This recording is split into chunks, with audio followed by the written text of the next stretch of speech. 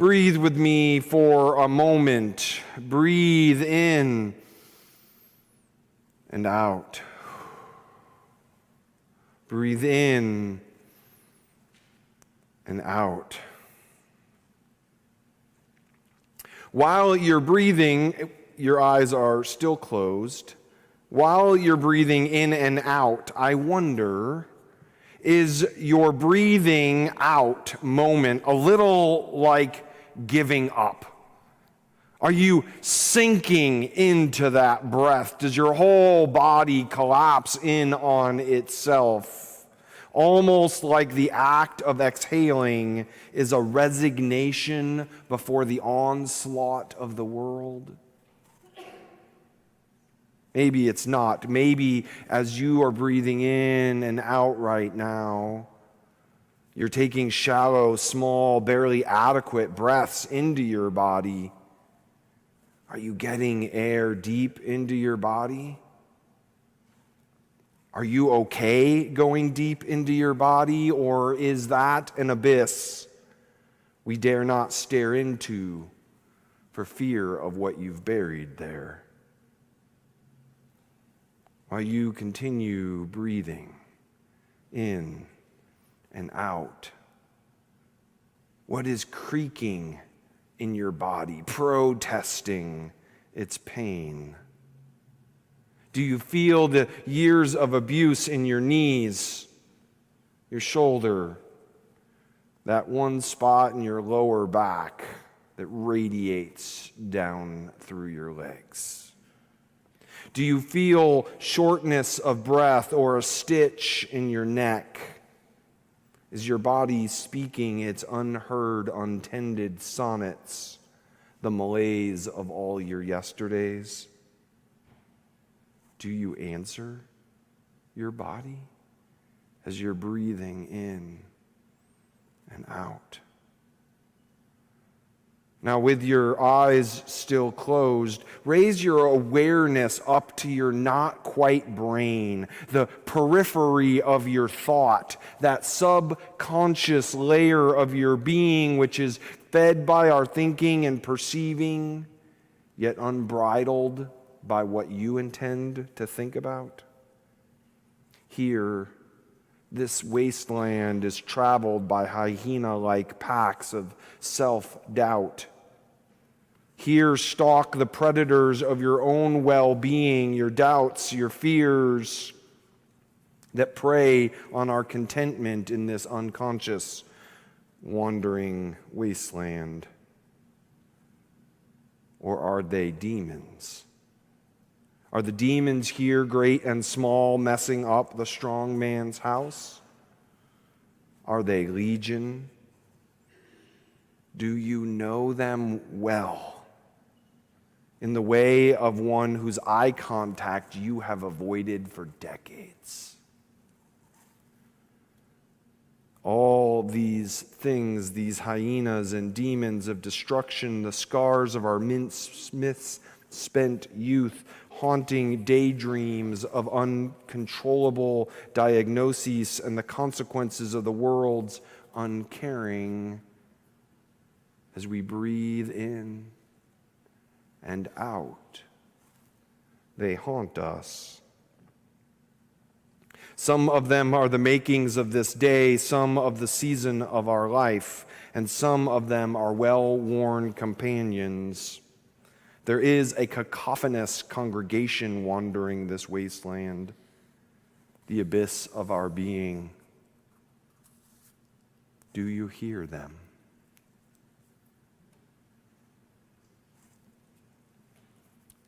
You can open up your eyes again. Let go the regulation of your breath, though I recommend you remain breathing. I think I'm a pastor because I'm a pastor, or because of this I'm a pastor. I'm not sure which of those it is. I have this sensibility about the world's move, the individual temperature that I take of every person I'm talking with, and the collective temperature of a community and our larger community, and on and on. And what I have felt keenly aware of in the last couple of weeks is this growing sense of the emotional burden the average person in my life is carrying. The burdens, of course, are all different. I cannot define them in a single way, but I find myself right now sitting across people daily whose burdens would crush me. I understand what God means when God says, "I have heard the cries of my people." So I'm feeling this weightiness. Not the weightiness of deep creativity coming into being, nor the weightiness of the anticipation of a monumental moment of achievement, but the weightiness of deep apprehension and deer in the headlights-ness of being crushed in a millstone grind of despair. Now, maybe you're sitting out there thinking, "Andrew, I've got nothing for you. I'm good." And I'm glad for you. I hope that it's true. What I can almost guarantee is that it is true for someone very near to you, both physically right now and in your heart. Sometimes the world is just weightier than others. I felt that now. I felt that when COVID came on us and wouldn't go away, and we had a tidal wave of disruption and we wondered when it would end. I felt that in 2008 when I watched friends and neighbors lose everything and not know where to turn. We felt that when the Twin Towers burned. There are times when the weight of the world in its systems and global level of grief crushes down on our personal too much to bearness of grief, and they collide. So whether it's despairing conflicts like the Middle East and the Ukraine, whether it's the torn and divisive rhetoric of our country, which tears at our well-being, whichever aisle you are on, because it's altering your relationships. Whether it's the growing fiscal challenges of a world whose economy was already teetering in the balance and has now gone haywire, where costs outstrip income for everybody. What do I mean about this weight? Way back a couple years ago, and you know this about me, I sat in a series of conference meetings about youth mental health, and the organization that I was leaning into had been invited by one of our school districts here in Idaho to come in to deal with a problem they were dealing with post-COVID. You see, they were experiencing unhealthy, untenable, and unpart of natural progression spikes in a lack of kindness in the classroom. They couldn't teach. These kids were at war. And so they brought this group in. The group began to do research and bring in some analysis of what the problem was going on, and they have had amazing success. But what they had to go back to that community, the whole community, not just the kids or their parents, was to tell them what they seemed to have discovered is it's that no one was being kind to each other at home. The financial stresses of COVID had pressure cooked their relationships until they were no longer being kind to the people they most loved in the world, and these children were acting out their family systems in the classroom. Treating their classmate the way they watched their mother treat their father, or their father treat their brother, or generation to generation. And they had to look at this whole community to look in the mirror and say, is this who you want to be? That's the type of overbearing weight I mean when we are not the better angels of our nature, because we are feeling crushed and overwhelmed. Our troubles are legion. We have personal ones and family tragedies, diagnoses, let's not say the least, about when we've lost friend after friend after friend. It doesn't take paying attention to global hurt to feel this crush. And when we're in the midst of this kind of flood and you can't control it, you feel like there is no one, not even God, helping. When you pass through the waters, I will be with you. That's what God said in the text. When you walk through the waters, you shall not be burned. Don't try that at home. You will get burned, but you won't get consumed. It's easy, it's natural, and it is, I believe, the correct response to moments of such community-wide grief to feel that flood and conflagration as so overwhelming that there's nothing good. To see only that which overwhelms because it's blocking out the sun. God asks us, do you perceive it? God relocates us from wasteland to oasis in the Isaiah text, speaking to a people who have languished in exile for over 3 generations. God relocates them from wasteland to oasis by reminding them that there are springs in the desert. Do you not perceive it? You are being sustained. What are those things that are sustaining you? What is trickling out at your feet? What nutrients are running up your veins, absorbed from the sun that does still shine? What love, parched perhaps, is yet embracing you in the fleeting moments of care? Out here in the wasteland, my sense is that we are not quite alone as we feel. I am doing a new thing. Do you not perceive it?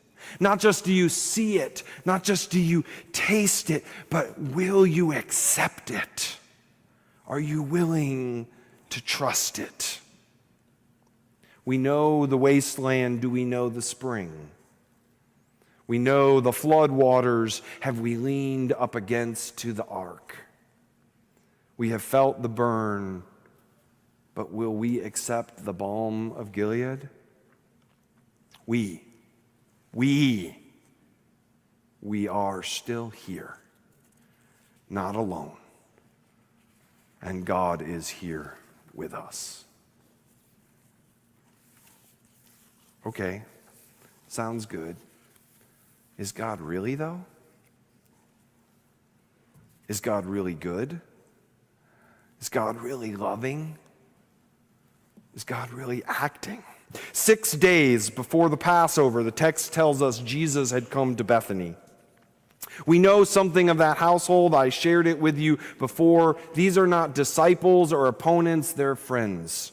Mary and Martha and Lazarus is where Jesus goes when he is overwhelmed. 6 days before the Passover, not just a Passover, but the Passover. 6 days before the Maundy Thursday we will celebrate in a week. 6 days before the Passover, Jesus came here before he went to Jerusalem. And I imagine it's all moving really fast for Jesus now. It's all becoming all too real for Jesus now. Could you imagine if you were born to do one thing?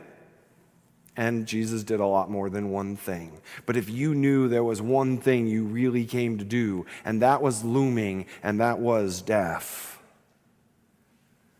that you would be a little anxious and overwhelmed.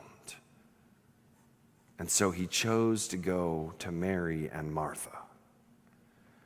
When that one monumental thing that you've been born to do is looming, it's like noon on the day sun of Death Valley, and Jesus goes to find shade with his friends. We know that it is churning like this for Jesus because in 6 days in that garden, he will churn out his anxiety. He will ask God not to have him have to do this. But it's all moving fast now. 6 days before the Passover, Jesus came to Bethany. I think when he sat down at that table in that house of those whom he loved, he breathed out his resignation, sighed at the grinding mill of all the people looking to him to do all the things. 6 days before the Passover, Jesus came to Bethany, the home of Lazarus, whom he had raised from the dead, looking for a little resurrection himself.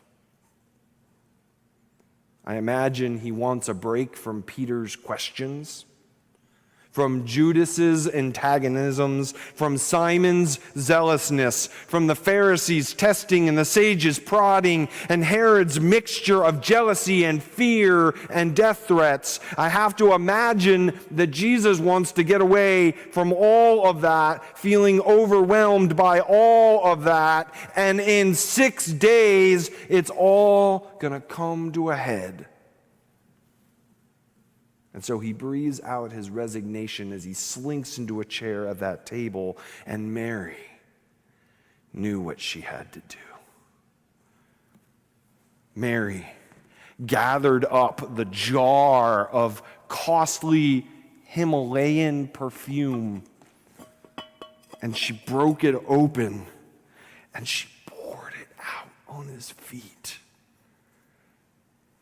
She got on her hands and knees and she served her Savior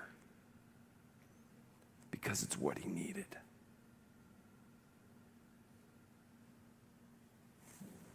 It is a brazen act of beauty. 6 days before the Passover. And she's not even done before Judas, in all his Judasness, says, well, we could have done something good with that.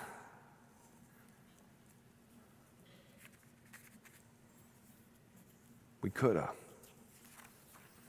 There's a phrase I love from this poem. I've been reading it like in Bible study and sharing it on Zoom coffee meetings, so some of you are probably tired of it. The poem is about being crocus-minded. It's normally a February poem, but I'm in a February place this April.